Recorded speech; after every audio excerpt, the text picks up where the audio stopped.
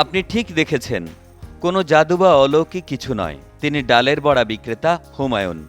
সাধারণ কারিগর থেকে একদম আলাদা, কারণ টকবগে ফুটন্ত তেলে সরাসরি হাত দিয়েই নেড়ে চেড়ে ভেজে ফেলেন সুস্বাদু খাবার। প্রয়োজন পড়ে না কোনো খুন্তি বা হাতল। আর এমন ক্যারিশম্যাটিক কাজ দেখতে ও খেতে আসেন কাছের এবং দূরের ভোজন রসিকরা। গরম তেল থেকে ওঠায় খুব বড়া, খুব ভালো, বহু দূরের দূরের লোক আসে। আর আমিও বাসায় নিয়ে যাই, বান্ধি খুব খাইতে খুব স্বাদ, কুড়মু শাকে আসলে নিয়ে যাই এখান থেকে। এই ভিড়ের কেন্দ্রবিন্দু হুমায়ুন কবিরের ডালের বড়ার দোকান, যার খ্যাতি শুধু স্বাদেই নয়, বরং ফুটন্ত তেলে হাত ডুবিয়ে বড়া ভাজার কৌশল দেখতেও আসেন অনেকে। তিনি ফুটন্ত গরম তেলে নিজের হাতের আঙুল ডুবিয়ে অনায়াসে ভাজেন বড়া। আমি হুমায়ুন কবির ভাইয়ের দোকানে প্রায় বিকালবেলা করে বড়া খেতে আসি। ওনার বড়া খুব সুস্বাদু, প্লাস বড়াটা গরম তেলে হাত চুবাই চুবাই বানায়। আমি প্রায় আসি, খুব সুস্বাদু, আপনারাও চাইলে আসতে পারেন। ডালের বড়ার পাশাপাশি স্বাদের জন্যও সমানভাবে জনপ্রিয় হুমায়ুন কবিরের বেগুনি আলুর চপ।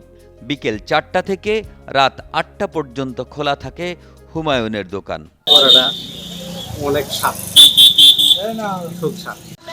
আমি এখান থেকে অনেক বড়া খাই। আমি বড়া কিনতে এসেছি। তিনি গরম তেলে হাত দিয়ে বড়া উঠায়, সেই বড়া খেতেই খুব সুস্বাদু। কেন হাত পোড়ে না, এমন প্রশ্নের জবাবে হুমায়ুন জানান, দীর্ঘদিন ধরে গরম তেলে হাত দিয়ে এই কাজ করায় ফুটন্ত তেলের তাপ সয়ে গেছে। তবে সবাইকে সতর্ক করে তিনি আরও জানান, কেউ যেন এমন কাজ না করে। অভ্যাস ছাড়া এমন কাজ করলে হতে পারে বড় বিপদ।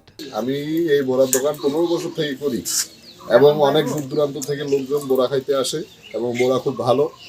এবং আমি এই তেলে হাত ডুবানো 4-5 বছর থেকে অভিজ্ঞতা, এবং এটা কোনো প্র্যাকটিস না, এটা একটা অভিজ্ঞতা। জাস্ট আমার মতো দেখে যাতে কোনো ভাই, কোনো বন্ধু এভাবে তেলে হাত না ডুবায়, তাহলে ওনার হাত জ্বলেও যেতে পারে। কারিগর হুমায়ুন কবিরের অবাক করা দক্ষতার দেখা মিলবে দিনাজপুরের বীরগঞ্জ উপজেলার মোহনপুর ইউনিয়নের নাটের হাট বাজারে। তার তৈরি ভাজা পড়ার স্বাদ এখন সুনাম কুড়াচ্ছে জেলার বাইরেও। দিনাজপুর থেকে সোহেল আহমেদের পাঠানো তথ্য ও ছবিতে ডেস্ক রিপোর্ট। একে আজাদ, কালের কণ্ঠ।